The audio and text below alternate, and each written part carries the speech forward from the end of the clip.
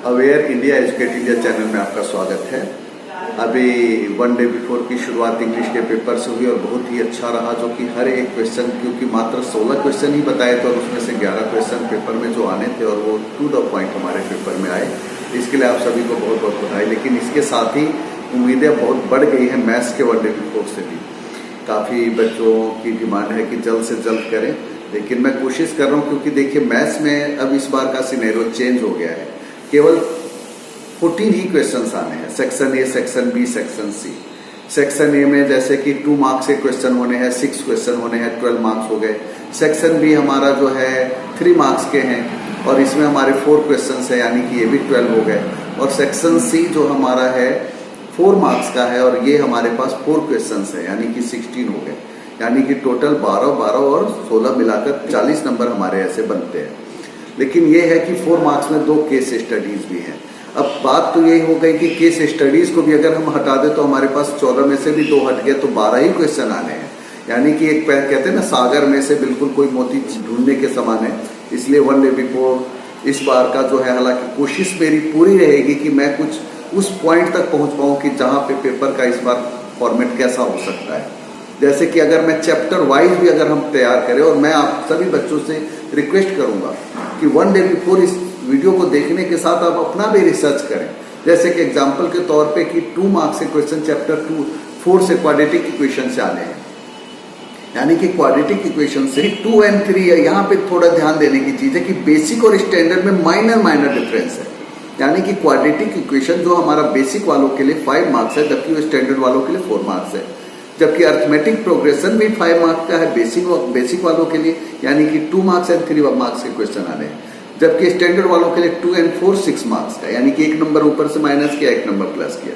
मैं आपको यहाँ बता दूं कि बेसिक और स्टैंडर्ड में 1 मार्क्स पे बहुत ज्यादा, 3 मार्क्स के क्वेश्चन और 4 मार्क्स के क्वेश्चन में ज्यादा डिफरेंस नहीं होता है ना।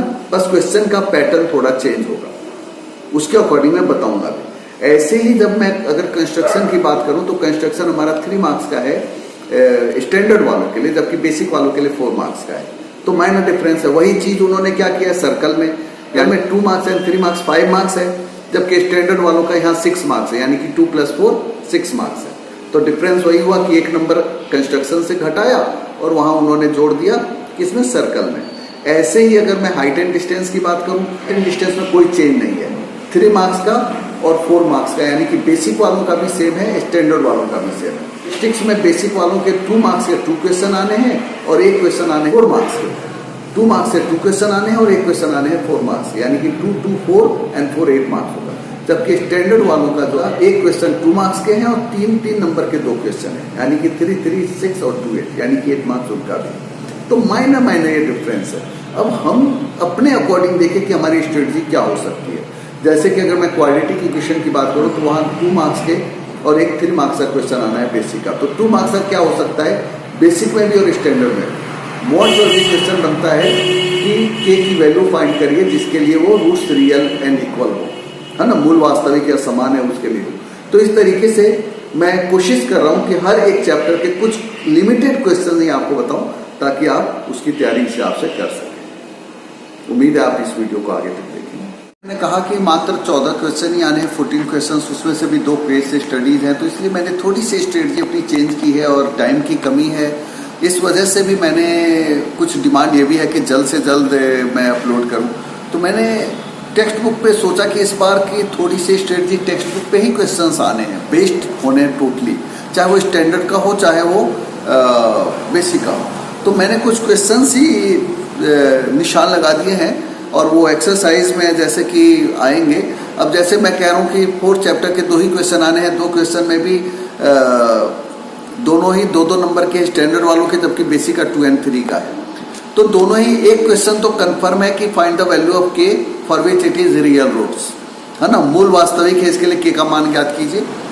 तो के का मान ज्ञात कीजिए। हो सकता है स्टैंडर्ड वालों में इक्वेशन थोड़ा सा हल्का सा लेंदी हो, लेकिन उसमें भी जब b² - 4ac करते हैं आप, जब रियल होता है लिखा हुआ तो ग्रेटर और इक्वल्स टू का साइन होता है, यानी कि ग्रेटर इक्वल्स टू का, लेकिन रूट्स इक्वल है तो हम d = 0 लेते हैं।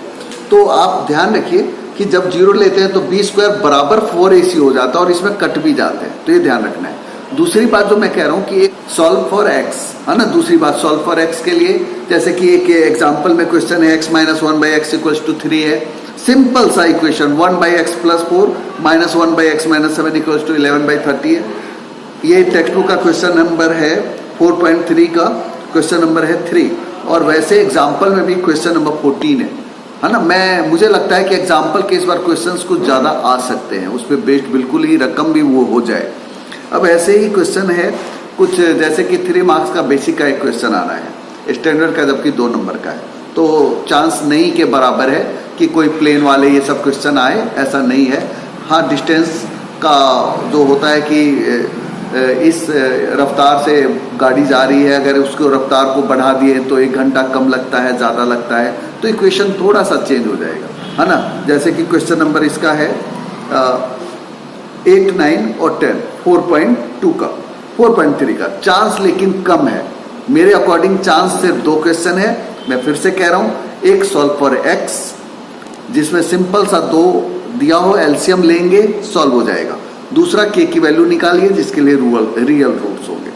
व्हाट्स प्रॉब्लम, चांसेस कम है लेकिन बेसिक में और स्टैंडर्ड में इसलिए हो सकता है कि अगर वो जैसे 2 कंजिक्यूटिव नंबर है, इवन नंबर है, उनको मल्टीप्लाई करके 168 आता है, तो हम x मानेंगे तो दूसरे को x प्लस 2 मानेंगे, चाहे वो इवन हो चाहे ऑड हो। लेट कर रहे हैं हम, है ना, ये x इंटू एक्स प्लस 2 करेंगे बराबर 168, क्वाड्रेटिक इक्वेशन बनेगा, सॉल्व करेंगे, आंसर आएगा। यानी कि मैं बिल्कुल कॉन्फिडेंस के साथ करूँ ये 3 चीज़ें ही, इसके अलावा चौथा नहीं हो सकता है। अब हम बात करें चैप्टर 5 की। चैप्टर 5 में 2 क्वेश्चन आने हैं, 2 मार्क्स का, एक 3 मार्क्स का। अब 2 और 3 का है, जबकि स्टैंडर्ड वालों में 2 और 4 का भी है, यानी कि 4 का होते ही केस स्टडी भी चांस बन सकता है। तो मैं बताऊं कि चैप्टर 5 में अगर मैं बात करूं तो मेरे अकॉर्डिंग 3 टाइप या 4 टाइप के क्वेश्चन मैं बता रहा हूं। एक तो जैसे कि ए एन की वैल्यू दी हुई है 3 + 4n, जैसे कि क्वेश्चन नंबर एक्सरसाइज में मैं बात करूं तो 5.2 में क्वेश्चन नंबर 7 है, 11 है, 14 है। 7 क्वेश्चन में जैसे कि 2 टर्म्स दिए हैं, मान लो a5 है तो a + 4d हो गया, a11 है तो a + 10d हो गया, दोनों की वैल्यू दी हुई है, a से कट जाएगा जब माइनस करेंगे तो d की वैल्यू निकलेगी, d की वैल्यू रखेंगे तो a की वैल्यू निकलेगी, ap निकलेगा। फिर हम 31st टर्म निकालना है तो a33 यानी कि a + 30d लिखेंगे, वो निकल जाएगा। पहला टाइप ये। दूसरा टाइप क्वेश्चन में कहता है फर्स्ट नेगेटिव टर्म बताओ, अगर d माइनस में है तो घटते घटते फर्स्ट नेगेटिव टर्म पहले 0 आएगा, तो an की वैल्यू हम 0 रखेंगे। तीसरा मोस्ट इंपॉर्टेंट क्वेश्चन जो इस तरह का लिखा हुआ आ सकता है ना, जिसमें आपको वैल्यू दी जाए, an है, an को रखेंगे तो n की वैल्यू निकलेगी, n की वैल्यू निकलने के बाद sn का फार्मूला लगेगा, यानी कि पहले n की वैल्यू निकालना फिर sn निकालना। थर्ड टाइप ये हो गया। और फोर्थ टाइप का क्वेश्चन जो इसमें बता रहा हूं मैं, जिसमें कि मल्टीपल ऑफ 7 है, मल्टीपल ऑफ 4 है, जैसे कि 10 से 250 के बीच में मल्टीपल ऑफ 4 है, उनका आप सम निकालिए। तो आप कैसे करेंगे, पहला तो हो गया 12 और अंतिम हो गया 248, 250 में 4 से डिवाइड करेंगे, फिर कॉमन डिफरेंस इसमें वही होता है, जैसे 4 का मल्टीपल है तो 4 होगा, 7 का मल्टीपल है तो 7 होगा। तो ऐसे क्वेश्चन में पहले n की वैल्यू निकलेगी, n की निकलने के बाद ऐसे निकलेगा, यानी कि यही 4 टाइप के क्वेश्चन में कह रहा हूँ। केस स्टडीज के लिए भी कुछ इंपॉर्टेंट है, मैं वैसे जैसे बताऊं आपको, जैसे 5.3 का क्वेश्चन नंबर 2 है ना, उसके बाद क्वेश्चन नंबर 10 है जिसमें an की वैल्यू दी गई है, क्वेश्चन नंबर 11 है जिसमें sn की वैल्यू दी गई है। ये स्टैंडर्ड वालों के लिए इंपॉर्टेंट है। स्टैंडर्ड वालों में जैसे sn की वैल्यू, n की वैल्यू 1, 2, 3 रखेंगे तो आपका s1, s2, s3 निकलेगा। s1 a1 होता है ना, s2 माइनस s1 करेंगे तो a2 निकलेगा, s3 माइनस s2 करेंगे तो a3 निकलेगा, यानी कि 3 टर्म का सम है, उसमें से 2 टर्म को हटा देंगे तो थर्ड निकल जाएगा, तो ऐसे AP निकल जाता है। इसके बाद एक क्वेश्चन और है जिसके स्कूल में जैसे कि ये केस स्टडीज के लिए क्वेश्चन बनता है कि स्कूल में प्लांटेशन करनी है, जितने सेक्शन है, जो सेक्शन में जितनी जो मान लो 11th के बच्चे हैं तो 11 प्लांट्स लगाएंगे, 10th के बच्चे 10 लगाएंगे, तो इस तरीके से कितने प्लांट्स लग जाएंगे। मान लेते हैं एक और क्वेश्चन है कि कोई व्यक्ति बैंक में पहले महीने 5000 जमा करता है, दूसरे महीने 5500 जमा करता है, फिर 6000 करता है, तो इस तरीके से वो AP है, तो कितने महीने में वो इतने रुपए जमा कर लेगा, है ना। तो मिला जुला कर केस स्टडी ये स्टैंडर्ड में बन सकता है, बेसिक में नहीं बनेगा, है ना। तो ये क्वेश्चन जो लास्ट के बने हैं 2-3 क्वेश्चन है जो कि 5.3 के जो केस स्टडी में बन रहे, अदरवाइज आप बिल्कुल सिंपल इसमें भी कर सकते हैं, चाहे वो बेसिक, हाँ एक क्वेश्चन और है स्टैंडर्ड वालों के लिए कि mth टर्म का m टाइम्स nth टर्म का n टाइम्स है, यानी कि अगर मैं कहूं m इंटू टी एम बराबर n इंटू टी एन है तो tm प्लस n 0 होगा, है ना। ये प्रूव करना इंपॉर्टेंट क्वेश्चन है। वैसे देखिए कुछ भी नहीं है इस क्वेश्चन में, जब आप दोनों को वैल्यू को लेते हैं, इसको लेफ्ट को राइट की तरफ लाते हैं तो माइनस होके 0 ही आ जाता है वहां पे a plus m plus n minus 1 d आ जाता है, तो वो क्या होता है m प्लस n वहां पर, है ना, m प्लस n टर्म। तो ये भी हो गया। अब हम आ जाते हैं सीधे डायरेक्टली क्वेश्चन नंबर चैप्टर 9 पे। चैप्टर 9 में मैं आपको बताऊं कि ये 7 मार्क्स का है। 7 मार्क्स बेसिक के लिए भी है और स्टैंडर्ड के लिए, यानी कि एक 3 मार्क्स का क्वेश्चन, एक 4 मार्क्स का क्वेश्चन। तो 3 मार्क्स के क्वेश्चन तो आपको अगर आता है केस स्टडीज का, इसमें चांस बन जाता है। तो के लिए एक पेड़ है इस हाइट से टूट जाए, क्वेश्चन नंबर 2 है। क्वेश्चन नंबर का 9 है, 13 है, यानी कि एक चीज बता दो, 45, 30 डिग्री और 60 डिग्री, इन तीनों में से किसी की वैल्यू आनी चाहिए। और खासकर जैसे कि कहता है यहां से इसके बॉटम से इसके टॉप का एंगल ये है 30 डिग्री, इसके बॉटम और इसके टॉप का एंगल है 60 डिग्री। अगर by the way height given है तो ऐसे में ये गिवन है तो ये निकालेंगे tan की वैल्यू। ज्यादातर 99% tan की ही वैल्यू ली जाती है, इसलिए tan की वैल्यू याद रखिएगा। उसके बाद 30 का 1/√3 है, 60 का √3 है और 45 डिग्री का 1 होता है। तो ये 3 वैल्यू बिल्कुल याद रखिएगा, क्योंकि tan हो सकता है आपके कल पेपर में 90, तो यानी कि ये 60 डिग्री है तो इससे ये निकलेगा, फिर इसकी वैल्यू लेंगे तो ये निकलेगा, है ना। अगर बाय द वे ऐसे क्वेश्चन में कुछ नहीं दिया जाता है, जैसे ये है कि बिल्डिंग है, इस बिल्डिंग से यहां तक की वैल्यू ये दे दिया गया है आपको 150 मीटर है ना। तो ऐसे में हम इसको h और x मानते हैं, ताकि tan और x, h और x से हम एक रिलेशन निकालते हैं। मान लेते हैं 45 डिग्री है या 30 डिग्री है ना, तो h बराबर x आ जाएगा, फिर हम इसको लेंगे तो हमारा ये निकल जाएगा। एक ऐसा ही क्वेश्चन आपके एक्सरसाइज के, मैं एक्सरसाइज क्योंकि ज़्यादा टाइम नहीं लेना चाहता आपका, तो मैं क्वेश्चन नंबर ही बता रहा हूँ। जैसे कि क्वेश्चन नंबर ये है, क्वेश्चन नंबर 6 है, जिसमें कि एक 1.5 मीटर टॉल बॉय है, is standing at the distance of 30 metre tall building, है ना, 30 डिग्री और 60 डिग्री का एंगल बना रहा है। क्वेश्चन नंबर 13 है, जिसमें 75 मीटर हाई लाइट हाउस है, सी लेवल से एंगल ऑफ डिप्रेशन। देखिए एंगल ऑफ डिप्रेशन ऊपर से नीचे है तो उसमें कुछ करना नहीं होता है, केवल ऐसे करके दिखाना है ना, ये एंगल बराबर ये हो जाएगा अल्टरनेट और ये एंगल बराबर ये हो जाएगा, केवल ये दिखा देंगे हम एक लाइन लिखकर, तो इससे पता चल जाता है कि एंगल ऑफ डिप्रेशन है। इसमें जो मेन केस स्टडी जैसे इस तरह के क्वेश्चन बन जाते हैं कि एक व्यक्ति हाइट पे जा रहा है, ये पुल है, इस पुल से इधर को जाता है तो फिर इतनी हाइट आ जाती है, तो इस तरीके के क्वेश्चंस बन जाते हैं। अब और केस स्टडीज को बताऊं, एक ट्रिक भी बता रहा हूं आपको कि आप जब पेपर आपको पढ़ने के लिए 15 मिनट्स एक्स्ट्रा मिलते हैं तो आप उसको केस स्टडी को पढ़ के समझने की कोशिश कर सकते हैं। हो सकता है टेक्स्ट बुक का ही क्वेश्चन हो, बस थोड़ा सा उसको हल्का फुल्का घुमाया जा सकता है। अब देखिए क्वेश्चन नंबर 10.2 की जब मैं बात करूं तो इसमें हमारे पास 2 क्वेश्चन आने हैं, और देखिए एक 1 मार्क्स का, एक 3 मार्क्स का है, जबकि यहाँ पे बेसिक स्टैंडर्ड वालों का 4 मार्क्स का, यानी कि उनका 6 मार्क्स है, जबकि आपका 5 मार्क्स है बेसिक वालों का, क्योंकि स्टैंडर्ड वालों का कंस्ट्रक्शन 3 मार्क्स का है, जबकि बेसिक वालों का 4 मार्क्स का है। तो अब समझिए, एक तो थ्योरम 101% आना चाहिए, जो मैं कह रहा हूँ वो ये कि एक ही पॉइंट से जो टेंजेंट खींचते हैं वो बराबर हो, है ना, यानी कि ये बराबर ये। इसमें हम क्या करते हैं, यहाँ पे हम इसको कॉन्ग्रेंट प्रूव कर देते हैं, ये 90 इसका ये 90, ये कॉमन है, ये रेडियस के बराबर है ना। तो ऐसे में क्या हुआ कि इक्वल हमें प्रूव करना है। अब हम इसको राइट हाइपोटेन्यूस और साइड से आरएचएस से कॉन्ग्रेंट हो गया तो ये बराबर ये हो जाएगा। तो एक तो ये थ्योरम है, वैसे दूसरा थ्योरम भी है जो कि ये शॉर्टेस्ट साइड होता है, लेकिन आप इतने पे ना जाकर मैं आपको बताऊं कि ये भी इंपॉर्टेंट है, क्योंकि आपको देखिए करना तो एक ही है, लेकिन ये मोस्ट एक्सपेक्टेड क्वेश्चन है। मैं इसका आपको एक एग्जांपल भी बता रहा हूँ, एग्जांपल 1 है ना। एग्जांपल 1 जो है ये मोस्ट इंपॉर्टेंट है, ठीक है। ये एग्जांपल है, 2 tangents TP and TQ are drawn to a circle with centre O from an external point T, prove that angle PTQ equals to 2 angle OPQ। ये स्टैंडर्ड वालों के लिए बहुत इंपॉर्टेंट क्वेश्चन है ना। एग्जाम्पल है 2 ये, और इम्पोर्टेंट है, इसमें ये भी इजी है, मैं इसके अटैचमेंट भी डालूंगा, है ना, आप उसको भी देखकर समझ सकते हैं। जिस बच्चे को नहीं आ रहा वो उसको देखकर समझ सकता है। कई बार हम ज्योमेट्री को देखकर सोचते हैं कि टफ है, जबकि वो इजी होता है। इसके बाद जो एक क्वेश्चन है, क्वेश्चन नंबर 10.2 का 6, 7 जो है, ये फिगर वाला जो क्वेश्चन, ये ध्यान रखिए, बहुत इंपॉर्टेंट क्वेश्चन है। ये मेरे हर एक उसमें वीडियो में पाएगा। इसका ज्योमेट्री स्पेशल देखेंगे तो उसमें भी पाएगा। ये बराबर इसके, ये बराबर इसके, है ना, ये बराबर इसके, ये बराबर इसके। तो A B plus C D, अगर ये ए बी है तो A B plus C D A D plus B C होता है।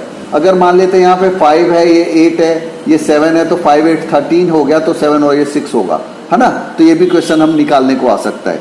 तो ये क्वेश्चन हो गया। इसके अलावा एक ये भी क्वेश्चन है जो कि इसमें ये जो आपका है angle A O B equal to 90, question number 9 है ना। तो ये सब कुछ मोस्ट इंपॉर्टेंट क्वेश्चन है जो कि मैं 4 ही क्वेश्चन मोस्ट इंपॉर्टेंट इसके बता रहा हूँ, वो भी आप देख लीजिएगा। ये भी जरूरी नहीं है, क्योंकि मैंने कहा ना 4 मार्क्स का स्टैंडर्ड वालों को इसमें ज़्यादा मेहनत करने की जरूरत है। बाकी नहीं तो सिंपल क्वेश्चन, एक तो थ्योरम में बता ही रहा हूँ कि 101% आना ही चाहिए, है ना। अब देखिए हम बात करें अब चैप्टर 11 की, जिसमें कंस्ट्रक्शन है। कंस्ट्रक्शन में एक क्वेश्चन ये जैसे बनता है, इसमें 2 ही बनते, मैं रिस्क नहीं लेना चाह रहा, इसलिए बता रहा हूँ। जैसे ये मान लेते हैं कि 7 सेंटीमीटर की लाइन है और इसको आपको कहता है कि 5:8 में डिवाइड करिए। तो 5 और 8 को जोड़ेंगे तो क्या होगा, 13 हो जाएगा, प्लस करेंगे तो, है ना। तो हम क्या करेंगे, यहाँ से ये ए है, ये बी है, एक एक्यूट एंगल कोई भी खींच देंगे, A1 A2 A3 करके यहाँ A13 आएगा, है ना। और इसको हम इससे ऐड कर देंगे। अब देखिए मान लेते हैं 1 2 A1 A5 ये है ना। तो यहाँ पे ना हमें क्या होता है, ऐसे ऐसे चाप लगाते हैं, तो ये करके मान लेते हैं हमारा ये 13 है। तो यहाँ पे कई बार बच्चों का ये ना इतना छोटा आता है कि प्रकार में नहीं आता, तो आप यहाँ से बड़ा भी ले सकते हैं। मेन चीज़ है कि हमें इसके पैरेलल लाइन यहाँ खींचना है A5 पे, है ना। 2 3 4 5 A5 पे खींचना है। तो यहाँ पे भी हम ऐसे करेंगे, जितना एंगल ये है उतना ही एंगल ये ले लेंगे तो ये निकल जाएगा। इसके पैरेलल ये आया तो ये होगा P, यानी कि AP/PB ये हो गया। एक दूसरा क्वेश्चन जो बनता है, 3 क्वेश्चन मैं बता रहा हूँ। दूसरा क्वेश्चन ये बनता है कि ये एक सर्कल खींचिए 5 सेंटीमीटर का रेडियस, यहाँ से 8 सेंटीमीटर की दूरी से कॉमन टेंजेंट बनाइए। तो 5 सेंटीमीटर का सर्कल बनाया, यहाँ से इसका परपेंडिकुलर बाइसेक्ट किया, और ये जो आया यहाँ से हमने सेमी सर्कल बनाया, है ना, ये सर्कल बनाया। तो ये जो पॉइंट मिला इसको मिला देंगे, ये 1 और ये 2। और तीसरा क्वेश्चन कंस्ट्रक्शन के मैं 3 इसलिए बता रहा हूँ, मोस्ट इंपॉर्टेंट ये है बेसिक वालों के लिए। फिर भी एक और क्वेश्चन बता रहा हूँ जहाँ पे ये कहता है कि आपस में एक टेंजेंट बनाइए जो आपस में 60 डिग्री का एंगल बनाए। तो पहले तो मैंने ये लाइन ले लिया, अब मुझे एंगल बनाना है जो आपस में 60 का बनाए। तो मैंने तो यहाँ पे ये बना लिया 90 का एंगल, क्योंकि टेंजेंट तो 90 होता है, ये हो गया। अब दूसरा, मुझे यहाँ आपस में 60 डिग्री का एंगल बनाना है, तो मैं यहाँ पे 120 का एंगल बनाऊंगा, यानी कि 60 है 120, ये 120 का बना, यहाँ 90 का एंगल बनाएंगे, ये 90 का, ये अपने आप 60 डिग्री का हो जाएगा। ये ध्यान रखिएगा, ये 120 बनाएंगे तो ये 60 होगा, ये 60 बनाएंगे तो 120 होगा। और ये भी एक प्रूफ करने को आता है कि ये साइक्लिक होता है, क्योंकि ये 90 है, ये भी 90 है, तो 180 हो गया मिलकर, है ना, 180 हो गया। तो ये क्या होगा, साइक्लिक क्वाड्रिलेटरल होगा, यानी कि चक्रीय चतुर्भुज होगा। तो इस तरह का क्वेश्चन हो गया। ये थर्ड क्वेश्चन, यानी कि इसको आपको छोड़ना नहीं है, मोस्ट इंपॉर्टेंट है। पास होना कोई बड़ी बात नहीं है, बहुत आसानी से इसमें 11 चैप्टर को, 4 चैप्टर को, 7 चैप्टर को, 5 चैप्टर को, इन्हीं को और 14 को, इसी को देख लेंगे तभी आपके 50% मार्क्स बन जाते हैं। अब हम आ जाते हैं चैप्टर पे जो कि 13 है। 13 का बिल्कुल फिगर बेस्ड क्वेश्चन होगा, कुछ नहीं करना है, नहीं होगा मेंसुरेशन स्पेशल, मेरा वीडियो आप चेक कर लीजिएगा, देख लीजिएगा। जैसे कोई ये फिगर बना है और इस फिगर पे ऊपर नीचे हेमिस्फीयर है, ऊपर कोन है ना। तो हेमिस्फीयर और कोन है, तो इसका वॉल्यूम निकालना है, तो 2/3 पाई आर क्यूब और प्लस 1/3 पाई आर स्क्वायर है। पाई आर स्क्वायर ऐसे में कॉमन आ जाता है, क्योंकि रेडियस तो सेम है ना, तो पाई आर स्क्वायर कॉमन आ जाता है। फिर भी मैं किताब का भी क्वेश्चन जैसे आपको बताऊं कि मोस्ट इंपॉर्टेंट क्वेश्चन जैसे कि खासकर मैं बता ही रहा हूं, तो 13 चैप्टर के 13.1 का जैसे क्वेश्चन नंबर 3 है ना, मोस्ट इंपॉर्टेंट क्वेश्चन है। और भी बता रहे हैं, जैसे कि एक तो ये फिगर हो गया और एक फिगर ये हो गया, है ना, ये है, दोनों तरफ हेमिस्फेरिकल है, ठीक है। तो इसका सरफेस एरिया आप ध्यान रखिएगा, यहाँ गलती बच्चे क्या करते हैं, टोटल सरफेस निकालने में वो टोटल का फार्मूला लगा देते हैं। आप पेंटर की तरह देखिए, इसके अंदर घुसकर तो हम पेंट नहीं कर पाएंगे, यानी कि ये क्या हुआ 2 pi r square, 2 pi r square, ये हो गया 2 pi r h, 2 pi r square, 2 pi r h और 2 pi r square, 2 pi r h. अब यहाँ 2 पाई आर कॉमन आ जाएगा, तो यहाँ बचेगा क्या 2r प्लस एच। ठीक है, अब ये इजी हो गया हमारे लिए, ये बहुत आसान हो गया। जबकि हम पहले वैल्यू रख देते हैं तो हमारा काम मुश्किल हो जाता है। तो इसके अंदर केस स्टडीज भी बनता है। केस स्टडीज जैसे कि मान लेते हैं कोई बर्तन वाला है जिसने इधर से जूस की दुकान, जैसे एग्जाम्पल नंबर 6 है, जिसने क्या नीचे एक हेमिस्फेरिकल दिया हुआ है, तो इससे क्या होगा, अगर कोई चीज़ नीचे बनेगा तो उससे वॉल्यूम कम हो जाएगा। मान लेते हैं ये है और इसके ऊपर ये चीज़ हेमिस्फेयर बना दिया उसने ऐसा, तो इससे वॉल्यूम कम हो गया, वॉल्यूम कम हो गया, लेकिन एरिया बढ़ा ही है क्योंकि ये 2 पाई आर एच है, ये 2 पाई आर स्क्वायर है। तो ये ध्यान रखिएगा। क्वेश्चन नंबर इसका आप एग्जाम्पल 7 है ना। 13.2 से पहले जो एग्जाम्पल नंबर 7 है ये भी मोस्ट इंपॉर्टेंट है। उसके बाद 13.2 का क्वेश्चन नंबर 1, क्वेश्चन नंबर 7। ठीक है, मोस्ट इंपॉर्टेंट ही केवल बता रहा हूं, आपने वैसे पूरी तैयारी कर ली है, मैं इसलिए बता रहा हूं। 13.3 का question number 1, question number 4। Question number 4 जो है केस स्टडीज में भी बनता है कि एक वेल है, कुआं है, कुएं को बनाना है, उस कुएं के अंदर से जो मिट्टी निकलेगी उसका हम एम्बैंकमेंट बनाएंगे, यानी कि चबूतरा, तो उसकी हाइट बताइए। तो ये सब इस तरह के केस स्टडीज भी बन जाते हैं। और मोस्ट एक्सपेक्टेड 2-3 क्वेश्चन मैं बता रहा हूँ कि गोलियों की संख्या रिकास्टेड इनटू स्पेयर, एक गोला है उसको पिघलाकर छोटी छोटी गोलियां बनाई, तो सीधा करिए बड़े का आयतन वॉल्यूम बटे में छोटे का वॉल्यूम, यानी कि बड़े के आयतन में से छोटे के आयतन को डिवाइड करिए वॉल्यूम को, तो आंसर निकलेगा सीधी संख्या, है ना। तो इसके क्वेश्चन नंबर मैंने बताई दिए 13.3 के। और एक चीज और है, केस स्टडीज के लिए मोस्ट इंपॉर्टेंट है, केस स्टडीज के लिए बहुत इंपॉर्टेंट चैप्टर है 13 चैप्टर, जबकि 14 चैप्टर में एक क्वेश्चन आना है किसका, केस स्टडी का। 2 क्वेश्चन आने हैं हमारे 2-2 मार्क्स के, तो मीन निकालना, मीडियन निकालना। और ऐसे में मिसिंग फ्रीक्वेंसी वाला जो कि एग्जाम्पल नंबर हमारे पास 14 चैप्टर के हैं, जिसमें पी वैल्यू दे दिया जाएगा फ्रीक्वेंसी के लिए एफ की जगह, और आप उसकी पी की वैल्यू निकालिए। तो summation of sigma P x by sigma F x by sigma F करेंगे, तो ऐसे में पी की वैल्यू निकल जाएगी, है ना। मैं क्वेश्चन ही आपको बता रहा हूँ जो मोस्ट इंपॉर्टेंट क्वेश्चन है, क्योंकि थोड़ा सा समय की भी कमी है। और हाँ, जैसे 14.1 का क्वेश्चन नंबर 3 है, बेसिक वालों के लिए टू द पॉइंट क्वेश्चन होगा, मीन निकालिए, मीडियन निकालिए, है ना। अगर किसी चीज में 1-2 क्वेश्चन ऐसे भी बन जाते हैं कि अगर सभी में 4 ऐड कर दे, 4 ऐड कर दे, तो नया मीन क्या होगा, तो ध्यान रखिए। सब में 4 ऐड करेंगे तो नया मीन 4 हो जाएगा, सब में माइनस करेंगे तो नया मीन भी माइनस हो जाएगा उतना ही, अगर मल्टीप्लाई करेंगे तो मल्टीप्लाई हो जाएगा। कोई कहता है कि कोई चीज गलती से 55 की जगह 65 लिख दिया है, तो हमने ओरिजिनल को प्लस करना है, जो इनकरेक्ट है, गलत है, उसको माइनस कर देना है, नया टोटल आएगा, फिर हमने डिवाइड करना है, तो ऐसे निकल जाएगा। दूसरी चीज है कि सिंपल बता रहा हूं, और आपके जैसे कि 13.2 में मोड निकालने, मीन मीडियन मोड तीनों का फॉर्मूला याद करके रखेंगे, आपका तीनों ही क्वेश्चन निकल जाएगा, है ना। जैसे खासकर एग्जाम्पल भी करना है जो मैं आपको बता रहा हूं, जैसे कि 8th एग्जाम्पल है ना, जिसमें मीडियन है और एक्स और वाई 2 मिसिंग फ्रीक्वेंसी दिया है। ऐसा ही एक क्वेश्चन आपके पास किसमें है, 14.3 का 2, क्वेश्चन नंबर 2 है। ये स्टैंडर्ड के लिए थोड़े इंपॉर्टेंट है। आपको बता दूं कि जो केस स्टडीज है, केस स्टडीज में भी दिया जाता है कि कोई सर्वे करता है, इतनी फैमिली होती है जिसके पास 5 गाड़ियां हैं, इतने पास ऐसे हैं जिनके पास 3 है, 2 है, तो टोटल क्या होगा, तो इस तरीके का उनका मीन निकालिए, एवरेज उनका क्या होगा। तो इस तरह के सिंपल क्वेश्चन है। मीन मीडियन मोड में आपको ज्यादा टेंशन की जरूरत नहीं है, फॉर्मूले याद रखेंगे, फॉर्मूले के भी नंबर होते हैं, लिखेंगे, फिर क्वेश्चन को सॉल्व करेंगे, छोड़ना नहीं है ना। कि इस बार थोड़ी सी स्ट्रेटजी चेंज की, आप पिछले साल के मेरे 1 डे बिफोर वगैरह को देख सकते हैं। आज कुछ समय का अभाव कह लीजिए, और कुछ इन कारणों से भी कि 14 क्वेश्चन ही आने हैं, जिसमें से 12 क्वेश्चन ही आने हैं, देखा जाए तो 2 केस स्टडीज है, तो इसलिए मैंने कुछ मेन क्वेश्चंस बताए हैं जिसको आप एक बार रिवाइज कर सकते हैं। स्टैंडर्ड वाले बच्चों को भी चाहिए कि पेपर ज़्यादा टफ नहीं आ रहा, मेरे अकॉर्डिंग बिल्कुल इजी आएगा, टू द पॉइंट आएगा, तो आप अपनी तैयारी को अच्छी तरह करेंगे, कॉन्फिडेंस के साथ आप जाएंगे तो आपका एग्जाम अच्छा होगा। टाइम मैनेजमेंट के साथ करिए। किसी भी क्वेश्चन को आप ज़्यादा टाइम मत दीजिए, जो आपको आता है उसको पहले कीजिए, जो नहीं आता है उसको बाद में करिए, उसकी जगह छोड़ दीजिए।